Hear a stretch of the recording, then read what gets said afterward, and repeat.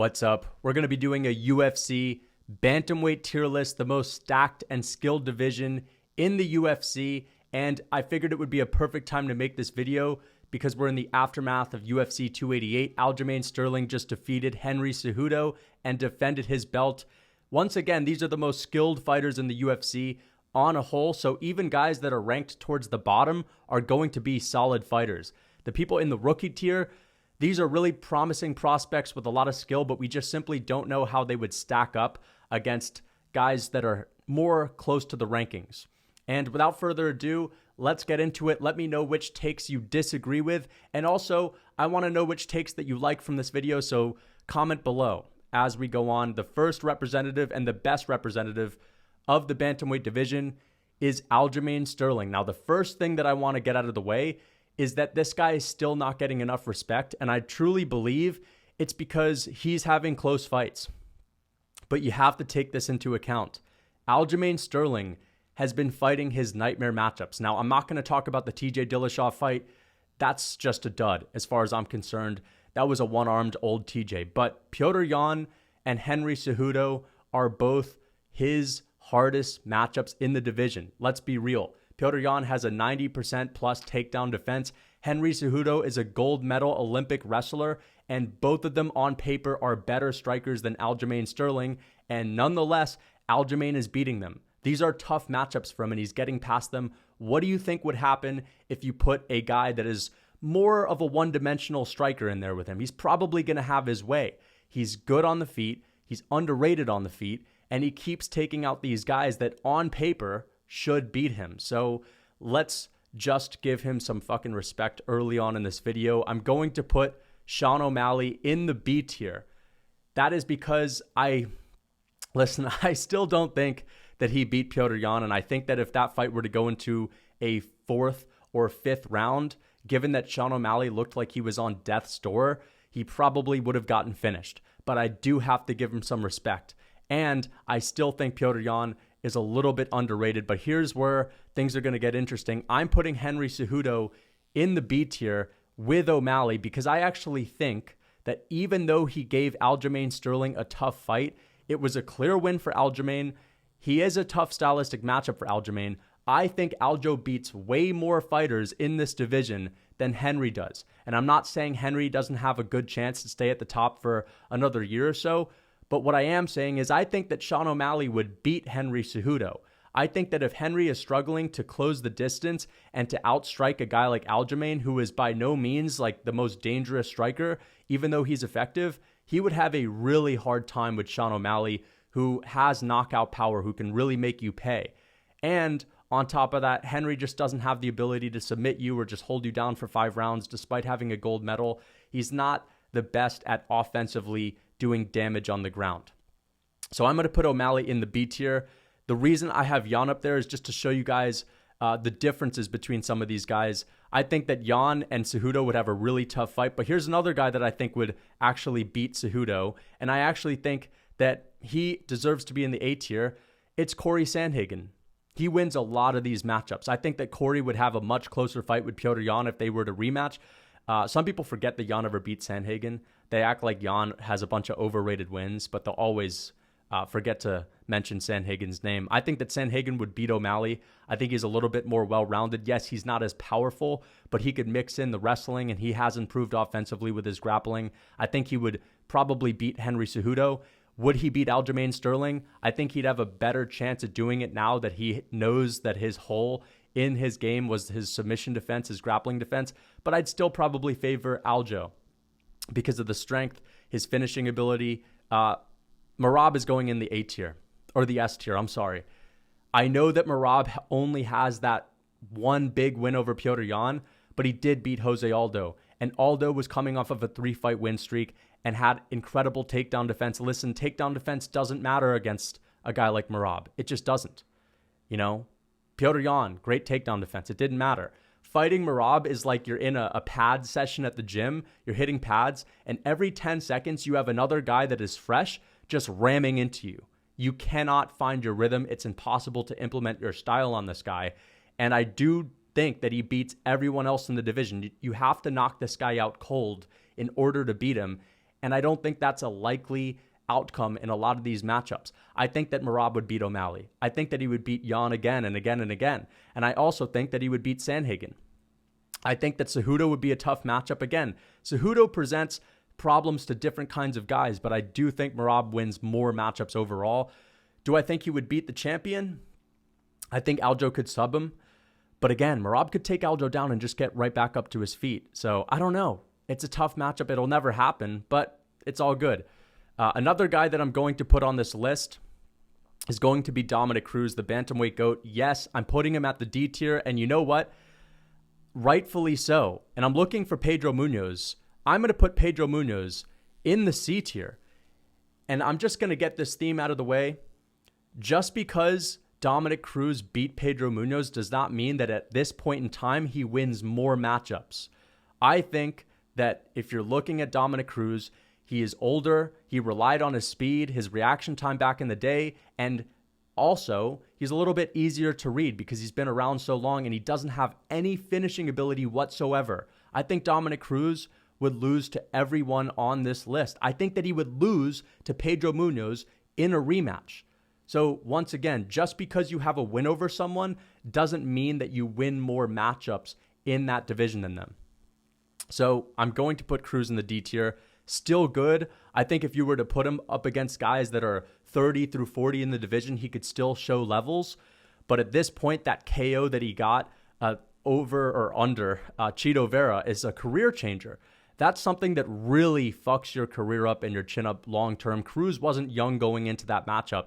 And let's be honest, Chito Vera is not even the best fighter in the division. I don't even think Chito is a top 10 guy if you were to put him up against other guys. But Chito still proved to be better than Dominic Cruz at this point. We saw what Corey Sandhagen was to do to him, but I'm going to put Chito in the C tier. A lot of people forget, but he has actually showed offensive grappling against a guy like Davey Grant. And Davey Grant is a really good fighter that had a razor-close fight with Adrian Yanez that has a lot of finishing ability. Chito is still all right, but he doesn't have a lot of output. We saw Sandhagen just take him down at will in the early rounds, and I don't know what Chito's skin is made of because he took 40 of those elbows to the face and never got cut. But Chito Vera is still decent, but you all kind of recognize the issues that he has in his game. He relies on a KO, and he just doesn't have a great style to win on points. It's kind of crazy to me how he was able to just destroy Rob Font, and then Rob Font bounces back and takes every big shot from Yanez to knock him out. So I'm also going to put Rob Font in the same tier as Chito and Pedro Munoz. I'm going to put him in that tier. I think that O'Malley would beat Rob Font. I think that Petr Yan would beat Rob Font. Now, again, Petr is always a little bit of a risky pick these days because you think he has such low output, he's just going to lose these fights. But remember, Petr's only losing to really phenomenal wrestlers and grapplers that are going to push the pace and just mix it up. And that's not what Rob Font is going to go out there and do, and Petr's really tough. I do think that Rob Font has a chance to beat a guy in Pedro Munoz. I would actually put Rob Font ahead of Pedro Munoz, and I think that I'd put him right next to Chito Vera.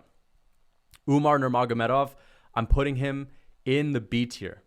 That's right. Even though Umar doesn't have an amazing win that separates him, he has a lot of good finishes. Over Barcelos, he got that nasty KO over him, submitted Brian Kelleher. This guy has really good wins, 4 finishes out of 5 fights in the UFC, undefeated in the UFC. And he's one of those guys that's just undeniably ready to be in the top 5 at some point. Like, I think that without a doubt, this guy is going to fight for a belt someday. And it's not only because he has that last name and he's part of the lineage of the Nurmagomedov family. It's also just because he is a freak specimen on the feet. We know he has great grappling. He has 3 submissions in the UFC, but on the feet, this guy is scary. Like, he's extremely fast, and it's actually his kicks that are just really crazy to watch. He has these nasty front kicks to the face that are just, they come out so quickly, and he does it with his lead leg sometimes too. I never really see that from anyone, but he's able to carry out those techniques. You don't really expect a Nurmagomedov to go out there and look really nimble and flexible with their kicks, but he has that. And he also showed to have some really good explosive power in his last fight over Raoni Barcelos. Man, he's a fucking monster. He's a stud and one of the most entertaining guys in this division. I can't put him higher than this just because, again, you need to get a big win to be in the A tier. You need to prove yourself big time. And right now I'm going to put him in the B tier. I'm going to put Raul Rosas in the rookie tier. I understand that he just took his first loss, but he was dominating that fight early on. I think he blew his wad. I think he just needs to take a more careful approach. And I also wouldn't mind him dropping down to 125. I understand that he still would have a hard weight cut, but he looked tiny in there. He still has the frame of a younger kid. You know what I mean? He just doesn't have like a big filled out body. He doesn't have the grown man muscle and strength yet. And he needs to improve with his striking. His striking just looked kind of garbage, to be honest. And I'm kind of thinking that he is a little bit one-dimensional. But when it comes to his grappling, he's extremely dangerous. And if he has the ability to pace himself and slow things down, I think he'll be a problem. Remember, the issue in his last fight, the Christian Rodriguez fight, was the fact that I think he just came out the gate a little too strong and chased after finishes. But if he just slowed things down, I think he would be able to control the grappling a little bit better for a longer amount of time. He has a lot of things to prove, but he's only 18, so the potential is undeniable. Ricky Simone, I'm going to put Ricky Simone in... I kind of want to put him in the B tier, but I'm not. I'm going to put him in the C tier. I do think that Ricky Simone... Actually, you know what? I think that Ricky Simone deserves to be in the B tier. I think he's at the bottom of the B tier. Song Yadong was able to knock him out and kind of control that fight. A lot of people were picking Ricky to get it done. But there's just not one thing that makes Ricky Simone stand out that much. He's very well-rounded. He has good power on the feet. But if he's fighting a phenomenal striker that can keep it standing, he's probably going to lose that every single time. You know what I mean? And it's not like he has the ability to just dominate guys on the ground for 25 minutes. You know, he does have explosive takedowns, but as far as his control time, it's not incredible. And you just realized I put Song Yadong in the A tier. I was really impressed with his last performance. He improved a lot since the Corey Sandhagen loss, and I understand it might just be the fact that you're dropping down in competition and you're looking better, but Song Yadong looked composed. He fights very freely. He's not that slow of a starter. If he wants to go in and blitz you, he will. It's not something where this is a guy that just comes on in the later rounds, and his power carries because he does know how to pace himself, and the takedown defense is incredible. The most underrated thing about Song is he honestly seems to be unfinishable. I don't think anyone can knock this man out. He has a granite chin, and I think that that is really good for someone who has tons of power and speed and can finish guys, is to have the ability to take shots. And we've seen Song Yadong eat head kicks from Julio Arce. We've seen him eat big shots from Corey Sandhagen and even Ricky Simone, and it just doesn't affect him. And it starts to kind of, make his opponents wilt a little bit. And I think Song Yadong would maybe beat Petr Yan because I don't see him being KO'd. I think that's a dream matchup. I think he could maybe go out there and knock Sean O'Malley out. Catch him with a quick blitz. I think he would beat Henry Cejudo too. I honestly do. I think he would be able to fuck Henry up on damage. So I am going to put Song Yadong in the A tier. We're going to put Adrian Yanez. I'm going to put Adrian Yanez in the D tier right now. I just still don't think he's really proven himself. He had a decent win over Tony Kelly, but I almost think that was a step down in competition after his close fight with Davy Grant. And so I'm going to put Davy Grant in the same tier as Adrian Yanez. I think that it's a little bit disrespectful to say that because Yanez is younger and Grant is older and they're heading in different directions, but Yanez still has to really prove that he can beat someone that is worthy of being ranked, and he hasn't done that yet. He stepped up in competition against Rob Font. I thought he was going to be able to beat Rob Font. And Rob Font's one of the best offensive boxers in the UFC. It's just that he's a little bit one-dimensional and doesn't have the best defense and also doesn't have the best chin. So I would probably say that Adrian Yanez is just not there yet. Very promising guy, but he did get KO'd, and that kind of caught me off guard. I think I might put Rob Font in the B tier. I honestly will. I think he deserves to be in the B tier. Even though he lost to Cheeto, it's just that I think Rob Font would be able to win more matchups than a Cheeto Vera. I really do. Actually, fuck that. I don't. I can't even convince myself of that. I think that it's just Adrian Yanez got fraud checked a little bit. I'm not calling him bad by any means. Again, this is the most skilled division in the UFC. All of these guys are really good. It's just that he's not there yet. And I also think everyone in the B tier would beat Rob Font. So I'll put Adrian Yanez in the D tier. I do think he could probably beat a Dominic Cruz, but I think that Cruz might be able to go out there and beat a Davy Grant. On to the next one.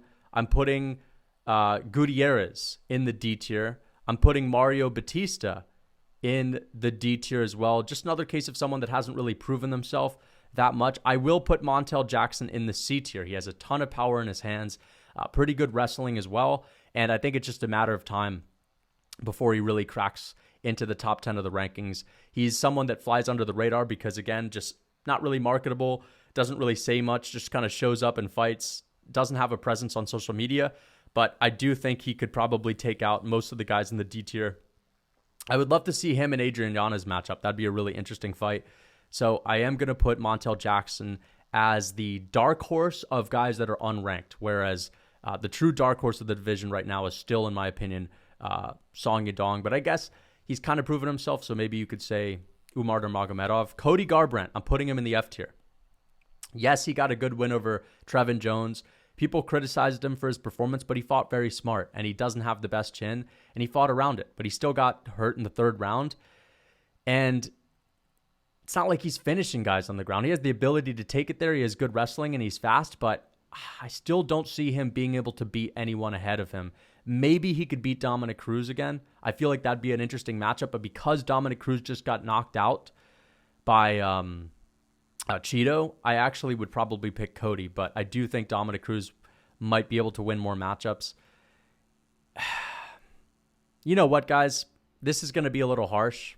I'm putting Cruz down in the F tier, and I'm putting him right with Cody, and it's just because I think that knockout was the straw that broke the camel's back. I have to admit it. I don't see Dominic Cruz beating these guys above him. I think he would actually get KO'd by most of them. Even Davy Grant would be a dangerous matchup, but that's the one guy Dominic might be able to beat.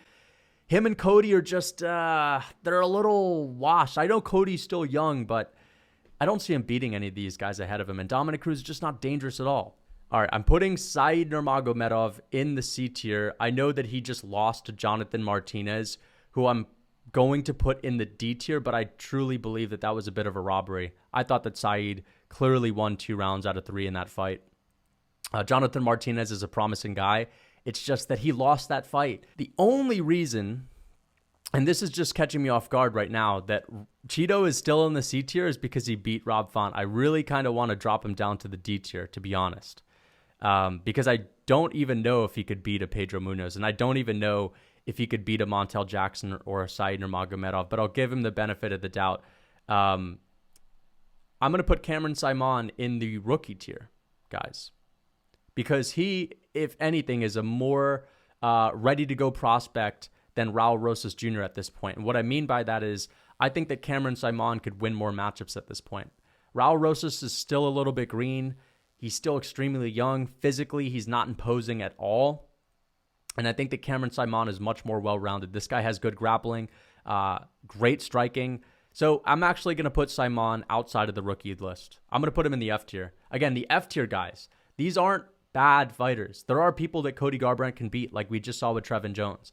There are guys that Dominic Cruz can beat. I think Dominic Cruz could beat a lot of guys. I think he would beat Cameron Simon, but I actually don't think that Cameron Simon is just a rookie and we don't have a clue. I actually think he would match up pretty well with a lot of the unranked fighters.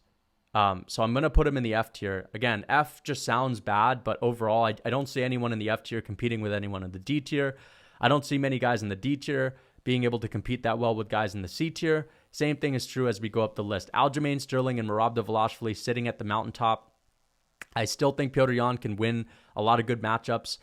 Corey Sandhagen, undeniably a top 4 guy in that division. I'm actually going to say Corey Sandhagen wins more matchups than Petr Yan, so I'll put him ahead of Petr. We got to switch these guys up. And Song Yadong is right there with Yang. They remind me of each other. They're pretty similar.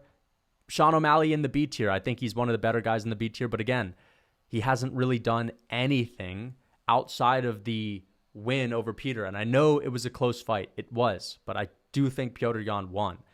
And I think that Petr Yan is the better fighter. And I think if that were a 5-rounder, Peter wins 9 out of 10 times. I really do. So that's my tier list. I know it's looking weird to put Henry in the B tier, but guys, I don't think Henry Cejudo beats Song Yadong. I don't think Henry Cejudo beats a Corey Sandhagen, and I don't think he beats a guy like Petr Yan either, or Merab Dvalishvili. And even Merab would be an interesting fight, but yeah. I hope you guys enjoyed the video. Until next time.